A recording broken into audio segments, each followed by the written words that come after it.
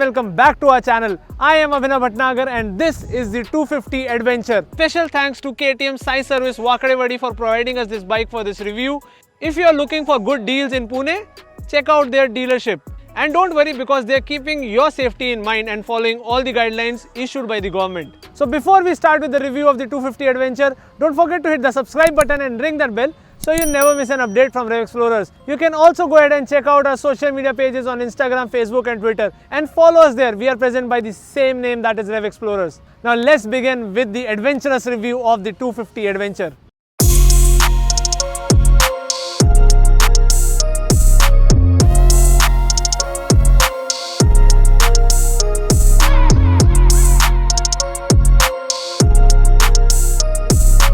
Yet again, KTM has solved a problem for us. Remember how 390 Adventure was slightly more expensive for few of us and was definitely overpowered for few of us as well. But now we get this 250 Adventure which is in the body of the 390 Adventure with the sweet 250cc engine from the Duke 250.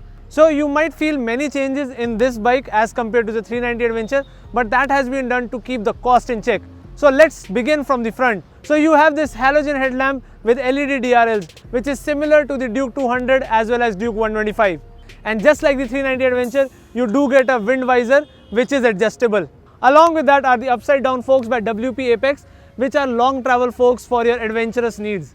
And then is a 19-inch black coated alloy wheel which has an MRF Meteor mounted on it. It is a dual sport tire with a tire size 100 by 90. And just like the Duke 250, you get a 320mm disc brake in the front with dual channel ABS, and this ABS is switchable road and off-road, where off-road is the supermoto mode.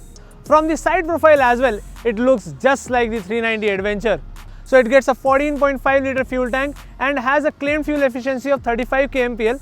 So you might get somewhere around 30 to 32 kmpl depending upon how you are riding it. And below the fuel tank is our favorite 248cc 4-valve DOSC engine which is liquid cooled and is mated with a 6-speed gearbox. Now KTM has not even changed the radiator of the 250 Adventure. It is the same as the 390 Adventure with 2 fans. So you won't have any problem at all in heat dissipation. And this 250cc motor generates a 30 PS of power at 9000 RPM and a peak torque of 24 Nm at 7500 RPM. Now it is the same spec as Duke 250. I don't think so that they have gone ahead and changed the gearing ratio. I'll still say that it is a good tourer, but let's see how it performs on off-road. Now with that you have these sawtooth foot pegs as well as the brake lever so that you have extra grip in muddy situations. This bike is mounted on a split steel trellis frame and weighs 156 kgs which is the dry weight of the bike, and it gets a 200mm ground clearance which is similar to the 390 Adventure, and it is sufficient enough for your adventures. And just like the 390 Adventure, you have these big grab rails for the pillion as well as mounting your luggage. And then is this split step-up seat which is absolutely comfortable like the 390 Adventure. Below this is a 10-step adjustable WP Apex monoshock suspension, and then you get an aluminium swing arm with a similar looking side hung single barrel exhaust. Let's check out how it sounds.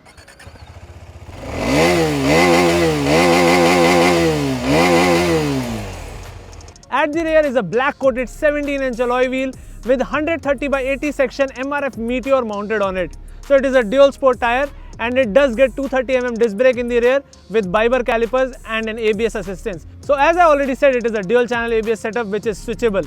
At the tail end are the same LED turn indicators with LED tail lights. Now let's hop onto the saddle and check out the instrument cluster.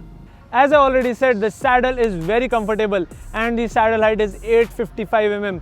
I am 5'9" and I can only get one feet on the ground, and if I want to get both of the feet on the ground, I'll have to do a tiptoe. So it is a tall bike, definitely, because it gets a 200mm ground clearance. Let's check out the instrument cluster. But before that, just like the 390 Adventure, you have a 12-volt charging socket over here and a GPS or a phone mount available over here. So you can get it from KTM Power Parts. The main TFT, well, it is no more a TFT, it is a black and white digital display with digital speedometer, digital tachometer, digital fuel gauge, digital temperature gauge, gear position indicator, and here is the information monitor for your odometer, trip meter, and setting your ABS road and off-road. So you just keep on pressing this. You just keep on pressing this and then you release it and it goes into off-road. So that is how it works, and it is a pretty basic and simple digital display so that KTM can keep the cost in check. Now coming to the handlebar. On the right hand side, you have the kill switch and the single touch self start switch. Along with that are the non-adjustable clutch and brake levers. Now if you want adjustable clutch brake levers, you can always get it swapped with a 390 Adventure. Although you will have to pay it, but anyways you can do it. And then is your knuckle guard. On the left hand side is the pass switch, the headlight control, the turn indicator control and the horn. So it is a very loud single tone horn. I think this should get a dual tone horn. Anyways, it's time for us to take this bike on a ride. Now first we are going to do an off-road test on this ground over here, and I would like to mention that stop littering. We don't like it because currently the whole ground is littered with plastic and I don't know what not. So please stop littering around and enjoy the video.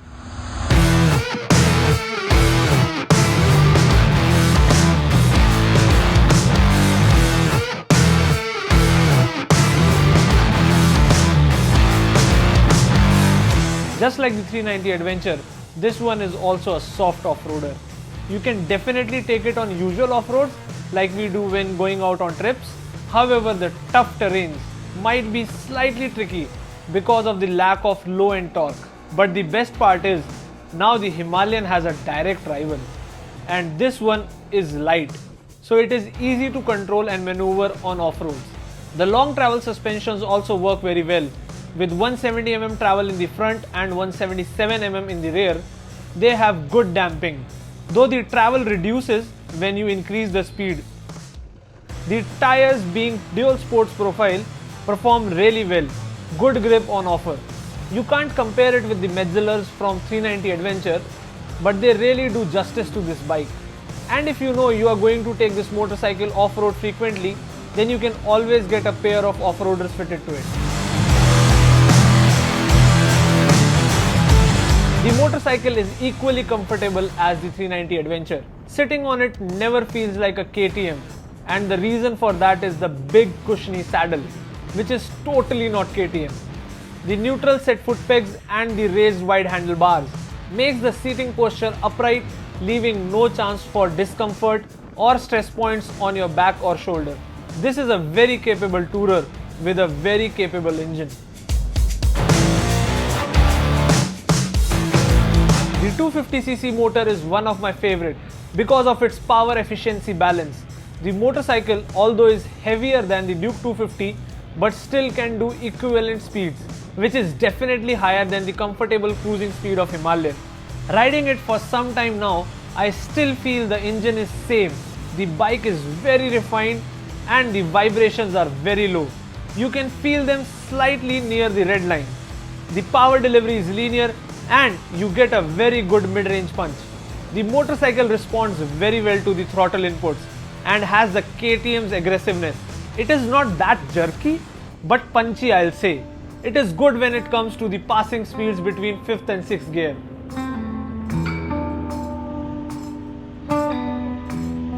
The gearbox is very smooth and precise, like it has always been on the KTM. There is no issue when it comes to aggressive shifting. Assisting in that is KTM's very own slipper clutch, due to which the shifting is smooth and hassle-free, plus the lever is also on a lighter side, so you will have no problem while using it frequently. I like this combination of 6-speed unit with slipper clutch, comes in really handy in multiple situations. Remember when I said in the Duke 250's review that the brakes are super strong? Well, it is the same case here. The 250 Adventure puts on few kilos when compared to the Duke 250, but still the brakes do an amazing job. The rear brake is very powerful and has a good amount of feedback to offer, and the front is even more powerful, offering you a good amount of feedback. The moral of the story is, no matter which terrain you are on, these brakes will never disappoint you, especially when they are coupled with the dual channel ABS, which could be switched on rider's will between road and off-road.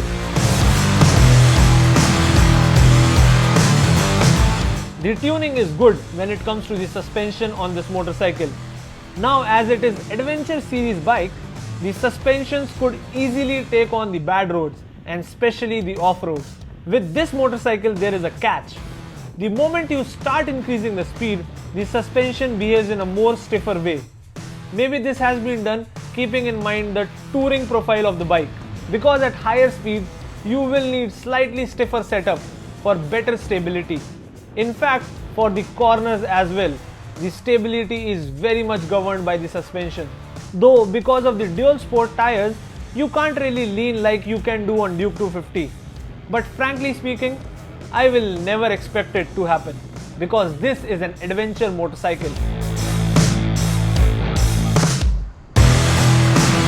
As always, the fit and finish of the bike is absolutely premium. The bike gets many benefits as it takes the same design of the 390 Adventure.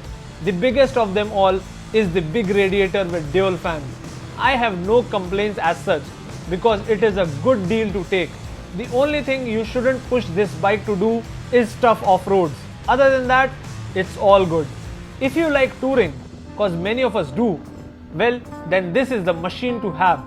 Good comfort, good power, good speed and pocket friendly. Our ride with the 250 Adventure has come to an end. As I always say, 250 is our new favorite because it creates a balance between power and efficiency, and this one does the same because it has the same chassis from the 390 Adventure and it delivers the power of a 250, which is sufficient enough for this bike and for your weekend adventures. So if you like it too, you can get it at just rupees 2.5 lakhs ex-showroom Delhi, and it is available in 2 colors. I hope this video was helpful for you. Do give it a thumbs up, and if you are new to our channel, don't forget to hit the subscribe button and ring that bell so you never miss an update from Rev Explorers. You can also go ahead and share this video with all your family and friends, whosoever is planning to buy an adventure bike. Last but not the least, if you have any doubts or any queries, you can leave it in the comment section below or just get in touch with us on our social media pages. You know where they are, right? On Instagram, Facebook and Twitter by the same name, Rev Explorers. Follow us there. We'll see you again in the next video. Till that time, stay safe and ride safe. Bye bye.